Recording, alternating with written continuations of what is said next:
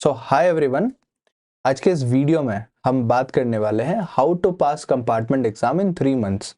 ध्यान से पूरा वीडियो को एंड तक देखना। हम डिटेल में बात करेंगे कि 3 महीने में कैसे हम पास हो सकते हैं। 3 महीना क्यों बता रहा हूँ मैं, क्योंकि अभी अगर आज का डेट कंसिडर करोगे, जब आप ये वीडियो देख रहे हो नवंबर 27 से लेके अगर आप फरवरी 27 कंसिडर भी करते हो तो दिसंबर 27, देन जनवरी 27, फरवरी 27, 3 महीना है। अगर मार्च 1 को भी कंसिडर करते हो 94-95 डेज आपके पास है। बट इस बार फिजिक्स केमिस्ट्री जल्दी हो जा रहा है, फरवरी के महीने में ही खत्म हो जाएगा। That's why I am considering कि 3 महीने हैं आपके पास। सो इन 3 महीनों में हमारा प्लान कैसा होना चाहिए पढ़ने के लिए, तो इस वीडियो में मैं आपको ओवरऑल आइडिया बताऊंगा क्या क्या कर सकते हो इन 3 महीनों में। कल के वीडियो में हम बात करेंगे कि एक प्रॉपर स्टडी प्लान क्या होना चाहिए। कोई भी सब्जेक्ट में आप फेल हो, चाहे वो फिजिक्स हो, मैथ्स हो, केमिस्ट्री हो, अकाउंटेंसी हो, बायोलॉजी हो, सभी के लिए ये ट्रिक काम करेगा। 3 महीने का स्टडी प्लान। जिन लोगों को चाहिए 3 महीने का स्टडी प्लान, मुझे कमेंट में जल्दी से लिख के बताइए, I want 3 months study plan. इतना अगर आप लिख लेंगे तो मुझे समझ में आ जाएगा कि आप लोगों को 3 महीने का स्टडी प्लान चाहिए। सो बात करते हैं पॉइंट बाय पॉइंट, पूरा लिस्टेड मैनर में बात करेंगे एक एक चीज। सबसे पहले माइंड को समझाना बहुत बड़ी बात होती है कि आपका कंपार्टमेंट आ गया, अभी आप एग्जाम देने वाले हो, तो एक्सेप्ट करना बहुत बड़ी बात है। एक्नॉलेज द सिचुएशन जिसको कहते हैं। सिचुएशन को एक्सेप्ट करो कि हाँ आपका कंपार्टमेंट आ गया। अभी तक एक्सेप्ट कर लिया तो वो फर्स्ट पॉइंट आपका डन है। बट काफी लोगों को अभी भी यकीन नहीं हो रहा होगा कि उनका कंपार्टमेंट कैसे आ गया। जिंदगी में वो कभी फेल नहीं हुए, बट अभी उनका कंपार्टमेंट आ गया तो फिर वो कैसे पास होंगे। तो वो सब चीज़ों को माइंड से आप निकालो और एक्सेप्ट कर लो कि कंपार्टमेंट आ गया, मुझे एग्जाम देना है, रजिस्ट्रेशन कर लिया है मैंने, एडमिट कार्ड आएगा तो मैं एग्जाम देने जाऊंगा डेफिनेटली। तो वो आपको एक्सेप्ट करना पड़ेगा। दूसरा है, एग्जाम पैटर्न को समझो। पहले पैटर्न अलग होता था। अगर आप बहुत पुराने सालों का पेपर्स देखोगे और आपने जिस साल का पेपर दिया उससे भी आपका इस साल का थोड़ा पैटर्न अलग है। भले सिलेबस सेम रहेगा, सेम टॉपिक से सेम क्वेश्चंस पूछे जाएंगे, पैटर्न ये है कि 12th वालों के लिए 50% कॉम्पिटेंसी बेस्ड क्वेश्चंस रहेंगे। कॉम्पिटेंसी बेस्ड क्वेश्चंस क्या होते हैं उसके लिए भी डिटेल वीडियो हम बना सकते हैं, बट इस वीडियो में मैं आपको ब्रीफली बताता हूँ, आइडिया दे देता हूँ। कॉम्पिटेंसी बेस्ड क्वेश्चंस वो होते हैं जो एप्लीकेशन बेस्ड होते हैं, डायरेक्टली बुक से उठा के नहीं पूछे जाते। वो इनडायरेक्ट क्वेश्चंस घुमा फिरा के उसका एप्लीकेशन कुछ ना कुछ बना के आपको पूछा जाता है, तो वो होते हैं एप्लीकेशन बेस्ड क्वेश्चंस या कॉम्पिटेंसी बेस्ड क्वेश्चंस। जैसे कि आपका केस स्टडी होता है। केस स्टडी अभी तक आ रहा था, तो केस स्टडी एक type of competency based question है। कॉम्पिटेंसी बेस्ड क्वेश्चंस में ही वो आता है, क्योंकि आपको केस स्टडी क्वेश्चंस बुक में नहीं मिलता। आप बुक में नॉर्मल पढ़ाई करते हो, आप सिलेबस के अकॉर्डिंग एक्सरसाइज सॉल्व करते हो, एग्जाम्पल सॉल्व करते हो, बट कहीं पे भी आपको केस स्टडी देखने को मिलता है क्या? आपके टेक्स्ट बुक में, एनसीईआरटी में नहीं मिलता। बट सवाल तो वही एनसीईआरटी से पूछा जाता है उसी कॉन्सेप्ट्स को लेके। तो ये सारे कॉम्पिटेंसी बेस्ड या एप्लीकेशन बेस्ड क्वेश्चंस बनाए जाते हैं। नेक्स्ट पॉइंट इज, आप जैसे सिलेबस समझ लेते हो, आप प्रीवियस ईयर्स को आइडेंटिफाई करो कि पिछले सालों में एटलीस्ट 5 सालों का पेपर एनालाइज करो। अभी टाइम है तो आप 10 सालों का भी कर सकते हो, बट बहुत शॉर्ट टाइम में आप करना चाहते हो या फिर आपके पास मल्टीपल सब्जेक्ट्स का एग्जाम देना है, तो फिर आप क्या कर सकते हो, you can select 5 years papers और कंपार्टमेंट मेन बोर्ड एग्जाम, दोनों का पेपर लेके आप सॉल्व करना स्टार्ट करो। घर पे आप टाइम लेके उसको सॉल्व करो। नेक्स्ट, थर्ड पॉइंट जो है that is create a 3 month study plan. तो जो लोग इंटरेस्टेड होंगे वो लोग कमेंट करेंगे डेफिनेटली कि I am interested for 3 month study plan. उनके लिए मैं बनाऊंगा स्टडी प्लान बहुत अच्छे से, और वहाँ पे वो टॉपिक्स बताऊंगा। पहले महीने क्या करना चाहिए, दूसरे महीने और आखिरी महीने में क्या करना चाहिए।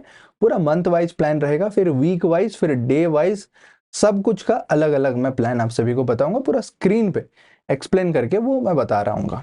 सो 3 मंथ्स स्टडी प्लान आपको बनाना है डेफिनेटली। और उस स्टडी प्लान में क्या इंक्लूड कर सकते हो? फंडामेंटल्स को समझना, प्रैक्टिस करना और फाइनल एग्जाम के लिए तैयारी करना। 3 स्टेप या 3 स्टेजेस में आप डिवाइड कर सकते हो। डिटेल स्टडी प्लान के लिए you have to comment anyhow, अभी के अभी। देन फोर्थ पॉइंट रहेगा, आप स्टडी टेक्निक्स को सीखो। हमेशा आप सोचोगे कि मैं बुक्स से पढ़ूंगा और पेज 1 से पढ़ना चालू करूंगा किसी भी चैप्टर को, तो वो नहीं होगा। वो पुराना स्टडी टेक्निक था और बहुत लोगों के लिए काम भी नहीं करता, वो बोरिंग हो जाता है at a point of time कि आप पेज बाय पेज पढ़ते जा रहे हो, और अभी 3 महीना भी है, बहुत ज़्यादा टाइम भी नहीं है, टाइम कम है। तो कम टाइम में आपको ऑप्टिमाइज़ करना सीखना होगा, ज़्यादा से ज़्यादा आउटपुट निकालना है कम टाइम में। तो अगर आप एफर्ट 1 घंटे का करते हो तो आपको 2 घंटे 3 घंटे का आउटपुट निकालना है। सो कैसे करोगे? उसके लिए आपको स्टडी टेक्निक सीखने पड़ेंगे। किसी के लिए निमोनिक्स काम कर सकता है। अब निमोनिक्स क्या होता है? शॉर्ट फॉर्म या फिर फनी वे में चीज़ों को याद करना। केमिस्ट्री में होता है ना, हेलिना की रफ से फरियाद, जो पीरियोडिक टेबल्स के एलिमेंट्स याद करने के लिए। मैथ्स में भी ऐसे फॉर्मूले हैं। ट्रिग्नोमेट्री आप पढ़ रहे हो तो ऑल स्कूल टू कॉलेज, वो जो साइक्लिक ऑर्डर है, वैसे बहुत सारे फॉर्मूले हैं। तो उसका आप निमोनिक्स कहीं से ढूंढो या फिर खुद से बनाओ और उसको याद करना चालू कर दो। या फिर अगर आपका मल्टीपल रिवीजन से याद होता है तो वो कर लो, क्योंकि मैं हमेशा बताता हूँ कि मेरा दवाई लिया करो। दवाई है रिवीजन। सुबह उठने के बाद, रात को सोने से पहले, दिन में 2 बार रिवीजन, बहुत बार मैं बता चुका हूँ। नेक्स्ट, इतना सब कुछ करने के बाद, इतना सोचने के बाद, स्टडी प्लान बनाने के बाद, जो चीज़ आपको रिजल्ट देगा वो है डिसिप्लिन। डेली लाइफ में आपको डिसिप्लिन और डेली लाइफ में आपको प्रॉपर रूटीन फॉलो करना पड़ेगा। आपको लगेगा कि क्या हर रोज मैं सुबह उठ रहा हूँ, सेम चीज मैं किए जा रहा हूँ, बट अल्टीमेटली आप जब रिजल्ट का दिन आएगा ना, उस दिन आप सोचोगे मैंने इतना जो मेहनत किया, हर रोज मैंने रूटीन फॉलो किया, हर रोज मैंने डिसिप्लिन फॉलो किया, उसी का ही रिजल्ट मुझे आज मिल रहा है। अगर मैं उस टाइम पे इतना डिसिप्लिन नहीं होता तो क्या पता आज मैं दोबारा बैठ के रो रहा होता, मैं एग्जाम में फेल हो गया होता। तो रिजल्ट डे के बारे में सोचो, और वो डे सोच के अभी से डेली रूटीन बनाओ और डेली डिसिप्लिन के साथ मेहनत करो। कितने लोग डिसिप्लिन के साथ मेहनत करते हो मुझे कमेंट सेक्शन में बताना। आपको लग रहा होगा क्या बोरिंग सा स्केड्यूल है, हर रोज वो रिपीटेटिव टास्क कर रहे हैं, कुछ फन नहीं, कुछ एंटरटेनमेंट नहीं, सब कुछ छोड़ के बैठे हैं।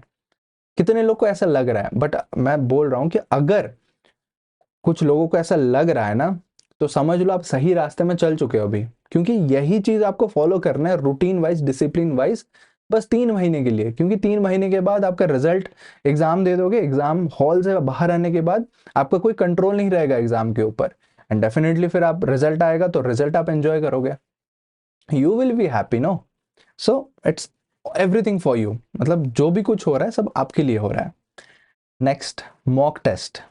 स्टूडेंट सोचते हैं मैं जेई के लिए प्रिपेयर करूंगा या नीट के लिए प्रिपेयर करूंगा तभी जाके मैं मॉक टेस्ट दूंगा। ऐसा बिल्कुल कहीं पे भी लिखा हुआ नहीं है। अगर आप बोर्ड के लिए भी पढ़ रहे हो तो बोर्ड के लिए भी मॉक टेस्ट देना बहुत ज़रूरी है। तो कोशिश करो ज़्यादा से ज़्यादा आप मॉक टेस्ट दोगे। घर पे स्टडी का माहौल बनाओ, क्वेश्चन पेपर लाओ, और फ़ोन, लैपटॉप, इंटरनेट सबसे दूर, सबको ऑफ करो, बंद करो, रूम से हटाओ, स्टडी टेबल में बैठो और क्वेश्चन सॉल्व करना स्टार्ट करो। वो क्वेश्चन पेपर, ब्लैंक पेजेस या कॉपी, पेन लेके घड़ी लगाओ, टाइमर के हिसाब से सॉल्व करो। टाइम के हिसाब से जितना सॉल्व करोगे ना, उतना परफेक्शन बनेगा, लिखने का आदत भी बैठेगा कि कितना आप लिख रहे हो, कितना क्वेश्चन आप छोड़ रहे हो, कौन से टाइम की वजह से जल्दबाजी कर रहे हो, सब कुछ मॉक टेस्ट के रिजल्ट से आइडिया मिलेगा। सो इसको अंडर एस्टिमेट कभी मत करना। नेक्स्ट, ये प्रिपरेशन के दौरान ये जायज़ है कि आपको स्ट्रेस आएगा, बहुत ज़्यादा आप स्ट्रेस रहोगे, आपको एंजाइटी भी हो सकती है, बट इन सब से डील करने के लिए आप थोड़ा सा माइंडफुलनेस या रिलैक्सिंग म्यूजिक सुन लो, गाना सुन लो, या जिनसे बात करके आपको अच्छा लगता है जस्ट टॉक इट आउट। काफ़ी स्टूडेंट्स के पास कोई होता भी नहीं है, that's why I come daily live on YouTube. आप यूट्यूब से मेरे साथ जुड़ो।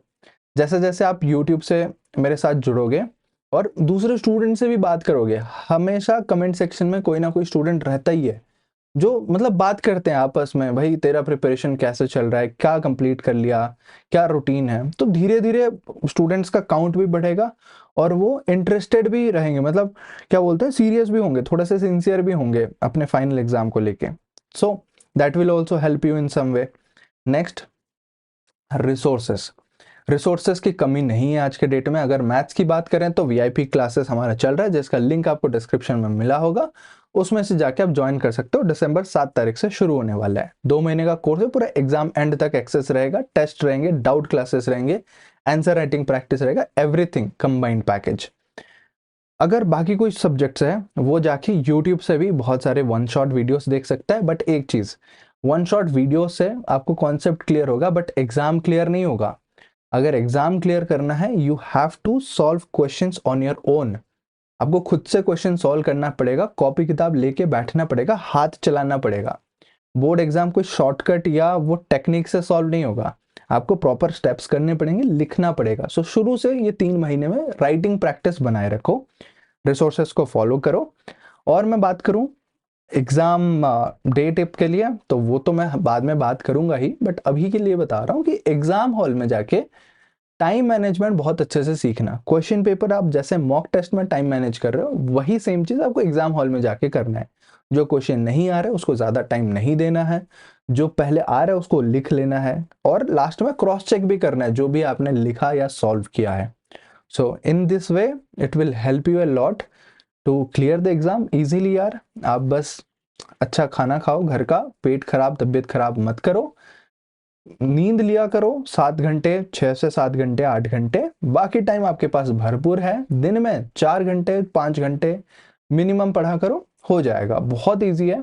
ये 3 महीने के स्ट्रैटेजी में आप इतना फॉलो करो, फिर बताना रिजल्ट ना आए तो। डेफिनेटली रिजल्ट आएगा, आप पास हो गए और आपके आके बताओगे thank you so much sir, मैं पास हो गया क्योंकि मैं 3 महीने पहले आपका वो वीडियो देखा था जहां पे आपने 3 मंथ्स स्ट्रैटेजी बताया था, how to pass compartment exam in 3 months. ये कमेंट में भी आके डेफिनेटली आप लोग बताओगे। So thank you so much and all the best.